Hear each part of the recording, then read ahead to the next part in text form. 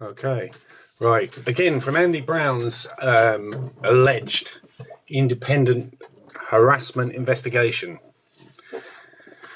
This is the witness statement of Ben Townsend, my colleague, who knew exactly what was going on. Well, he had a pretty good idea, let's put it that way. Again, it's headed in strictest confidence. It just says interview notes. And my note on here, received on the 21st of June 2014. I was given 5 days to respond to all of these statements, which is absolutely ridiculous, especially if you've got dyslexia and dyspraxia. But anyway, back to this. Interview notes. Date Thursday the 5th of June. The 5th of June 2014, but I received it on the 21st of June. Location, room 2.28, Norwich Mail Centre. My note, and I have the copy of the text to confirm this, that it was opposite John O'Shea's office, which means he gets to see exactly who is going into that meeting to give their statement. Slightly intimidating for the witnesses, because all of these offices are glass fronted. So you can't hide. Yeah, they can draw the curtains, but if you're sitting in John O'Shea's office, you can see exactly who's going in there to give evidence. Right, present, Ben Townsend. Again, I'm not going to do initials, I'm going to read it out. Interviewee, Andy Brown, quote, independent harassment investigator, end quote. Interview commenced at 13:58 hours. Interview concluded at 14:26 hours. That's about right, because I can remember when he went up there. He told me when he was going up there, but I knew he was anyway, and it was about half an hour. Other abbreviations used in these notes: JF, James Fisk; JO, John O'Shea; TS, Tony Salmon. The following questions were asked, and the responses noted. Andy Brown thanks Ben Townsend for attending the meeting. Andy Brown explains his role as an independent harassment investigator to Ben Townsend. 3. Andy Brown informs Ben Townsend that he can have a companion present. Ben Townsend states that he is okay to continue without one. Andy Brown states that if Ben Townsend changes his mind about this at any point, he should let Andy Brown know and he will stop the interview. Number 4. Andy Brown explains that Ben Townsend is there as a potential witness. 5. Andy Brown informs Ben Townsend that his answers will be typed. Ben Townsend is informed that he will receive a copy of these typed notes. Ben Townsend requests that they will be sent to his work address. Andy Brown informs Ben Townsend that he will receive 2 copies of the notes. One of these he should read carefully and add or change anything that he considers necessary. Initial these changes, sign the notes and return them. The other copy he should retain for his own records.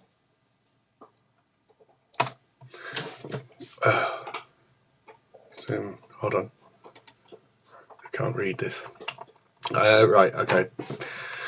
Number 6. Ben Townsend is informed that he must be as open and honest as he can, and anything said or referred to in this interview must remain confidential and not be discussed with colleagues or friends, as this could prejudice the investigation. Andy Brown explains that when he has gathered the evidence in the case sufficient to come to a conclusion, he will provide the complainant and respondent with a copy of this evidence. This will include the relevant sections, in whose opinion I wonder, the relevant sections of notes from this interview. Andy Brown states that the notes from this interview might also be disclosed to others if Royal Mail need to rely on it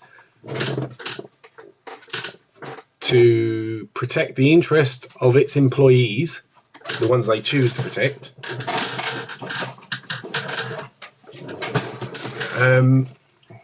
or the business. Andy Brown gives the conduct code gives conduct code cases and employment tribunals as examples of potential situations where this could arise, but points out that he does not know at this stage whether these situations will apply. Andy Brown asked Ben Townsend to inform him if he has any concerns regarding confidentiality. 7. Andy Brown states that if Ben Townsend requires a break at any time, he should just say so and a break will be taken. Here's the all-important question again. Number 8. Andy Brown, are you recording this interview?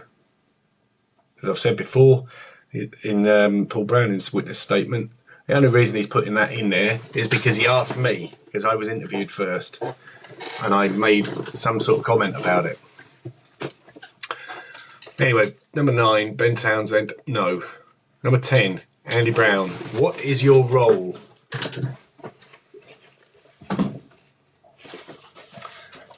Number 11, processing.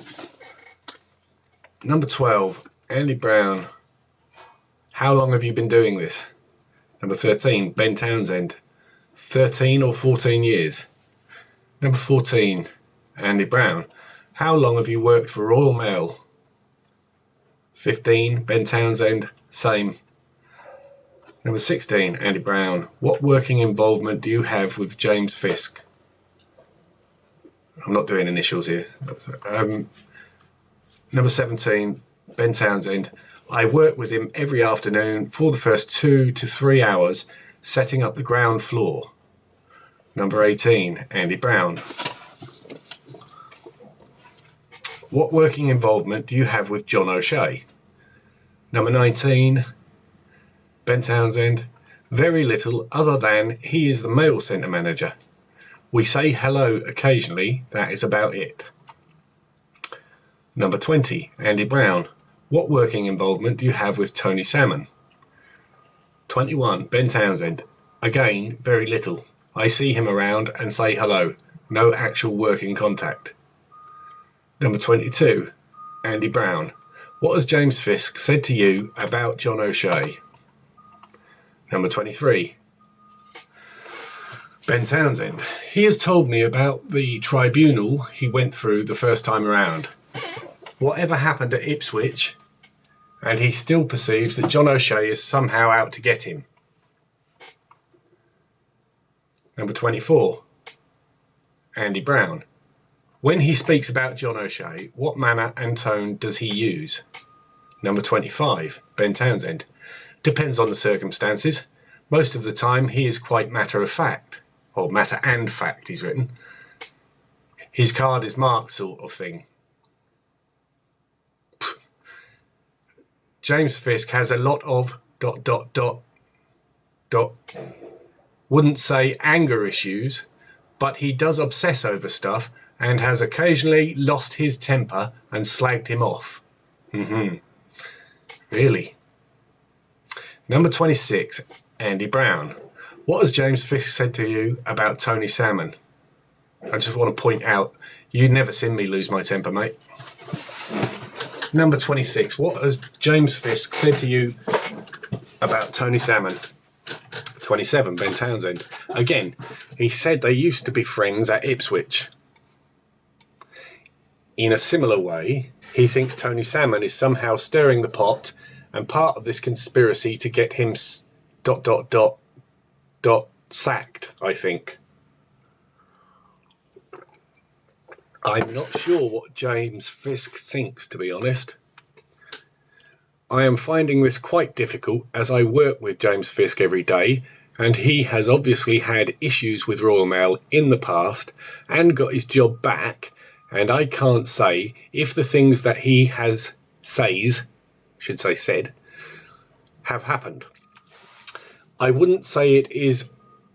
let me get this right. I wouldn't say it is all in James Fisk's head, but I only have what he says to go by.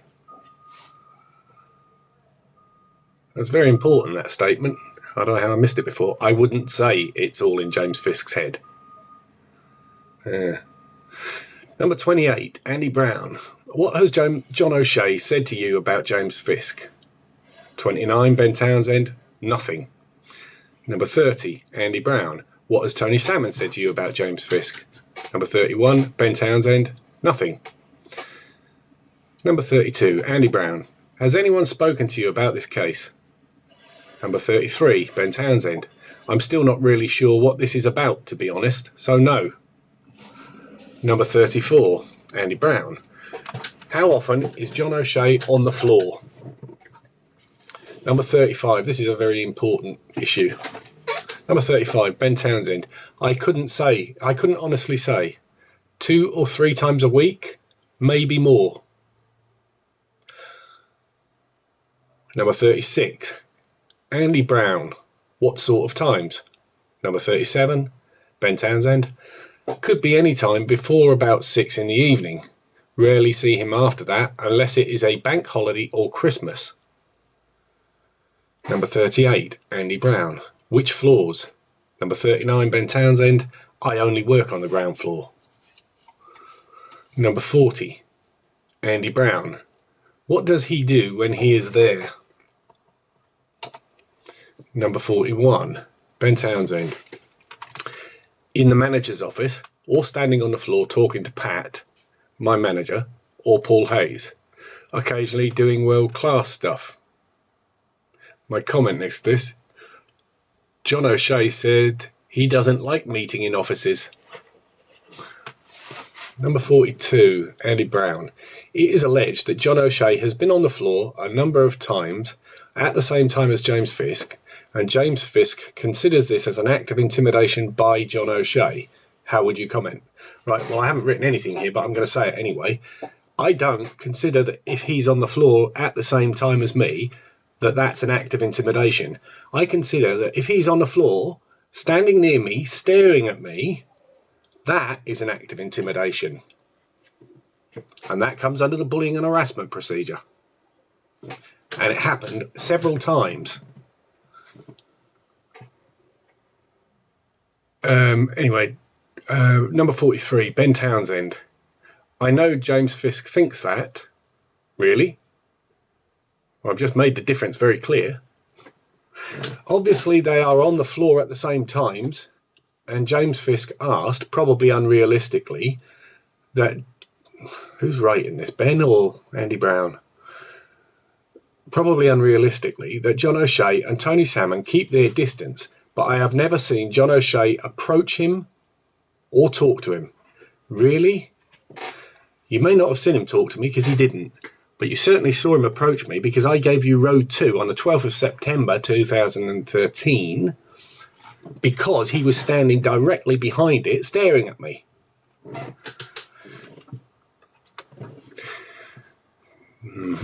Right, number 44. From John O'Shea's manner and demeanour on the floor and where he may have been, would you consider it an act of intimidation towards James Fisk?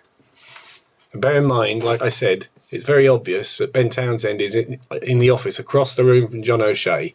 So whatever he's saying here is tainted, I think. But let's see. Number 45, Ben Townsend.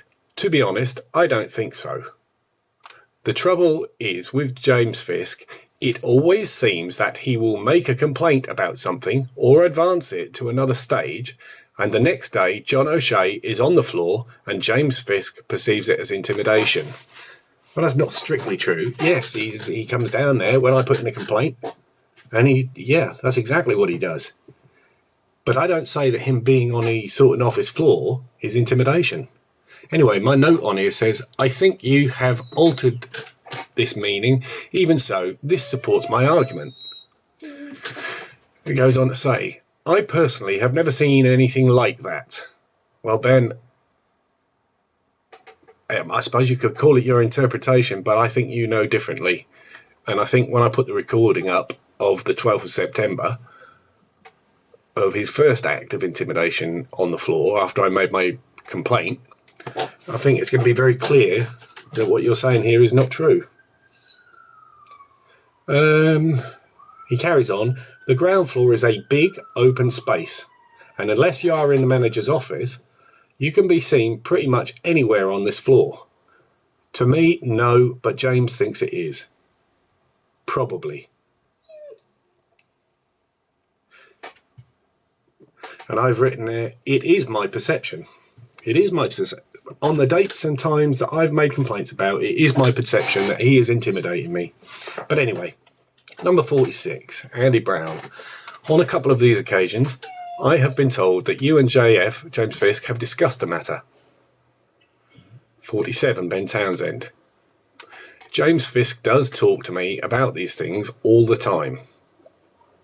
It is a very difficult position to be put in, on the floor with someone I have to work with and get on with every day.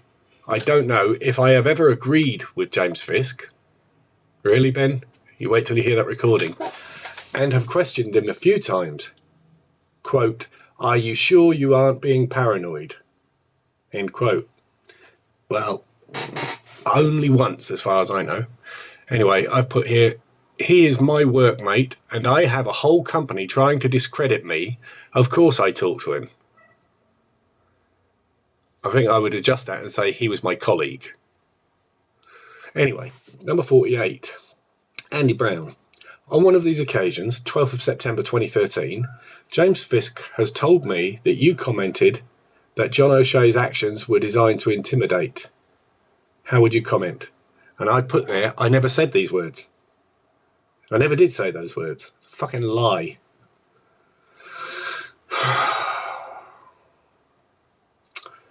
"49, Ben Townsend. I don't believe I did.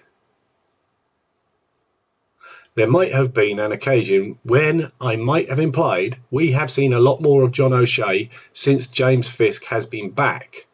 Right? But I don't think I've implied that John O'Shea is trying to intimidate him. Now bear in mind, this is since I've been back from Halesworth. Okay? So that's a fact. It's not even something I've raised, but it is a fact. There might have been an occasion when I might have implied we have seen a lot more of John O'Shea since James Fisk has been back. But I don't think that I have implied that John O'Shea is trying to intimidate him. James Fisk has been sure of that for a long time. And then there's something struck through here. So I don't see why he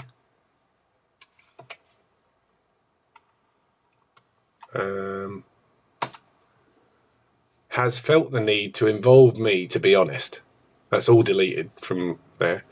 And I've put on the side here, there's a note to Andy Brown, who are you investigating? Anyway, number 50, Andy Brown. On a recent occasion, when John O'Shea is alleged to have been on the floor, 7th of May 2014, James Fisk has stated he spoke to you about this. What did he say? 51, Ben Townsend. James Fisk, and the word literally has been deleted, follows me around the floor for the first 2 or 3 hours talking to me, so I would expect that every time John O'Shea is on the floor, James Fisk has said something to me. Thank you, Ben. But if I say anything, it's because I wanted a witness. But clearly, there was no point having you as a witness because you're not being honest. Number 52, Andy Brown. Have you seen James Fisk and Tony Salmon speaking to each other? Number 53, Ben Townsend. Not for a long time. When Tony Salmon first came here, they used to talk to each other. Number 54, Andy Brown. When was the most recent time you saw this? 55, Ben Townsend. Before James Fisk went to Halesworth. And that is correct. Right after I was told what he was saying about me. Although I did actually play along with the twat and shook his hand the day before I left. But not by my choice, but because he came up to me. Number 56. How did they seem with each other? Number 57. Ben Townsend. Fine. Number 58. Andy Brown. Could you hear any of their conversation? Number 59. Ben Townsend. No. Did I get that wrong? 58 was could you hear any of their conversation? 59 was Ben Townsend saying no. 60. Andy Brown. Did James Fisk speak to you about Tony Salmon? 61. Ben Townsend. I can't remember what they fell out. The word out is not there. it just says, I can't remember what they fell about. Something about Tony Salmon telling people to be wary of James Fisk because he records stuff. James Fisk also felt that Tony Salmon was winding him up and getting him to go to another tribunal, and Royal Mail were about to settle with him. Stirring, if you like. Quite so. Number 62. Andy Brown. I do not have any more questions for you at this point. Is there anything you would like to add before I close the interview? Number 63. Ben Townsend. Don't think so. Other than, I do believe James Fisk truly believes he is being harassed, but I haven't witnessed anything I could say one way or the other. So my comments there are true. I do believe that I'm being harassed. And 2, I've put next to that for Ben not committing himself. But when I put up the recording of the incident, the first incident with John O'Shea trying to intimidate me on the floor after I made my complaint, which was on the 12th of the incident was on the 12th of September 2013, you will hear a very different story. Number 64. Andy Brown informs Ben Townsend that if he recalls anything, he should let him know, either in writing, which can accompany his return notes, or by phone. Number 65. Andy Brown informs Ben Townsend of the procedure from this point. Number 66. Andy Brown informs Ben Townsend that should he feel it necessary, he can contact him at any time. Number 67. Andy Brown informs Ben Townsend of the various EHS, that's Employee Health Services, and support mechanisms that are available. Number 68. Andy Brown thanks Ben Townsend for attending the interview and reminds him about confidentiality. Number 69. Interview ends. I agree that the attached notes are a true record of the interview held on 5th June 2014. I have amended the notes and initial changes as I see fit. Signed, but it's not signed. Full name, but capitals. No, nothing be written. Date, it's not dated. So if he did make any changes, they're not here. End of. Thanks, Ben, for all your help.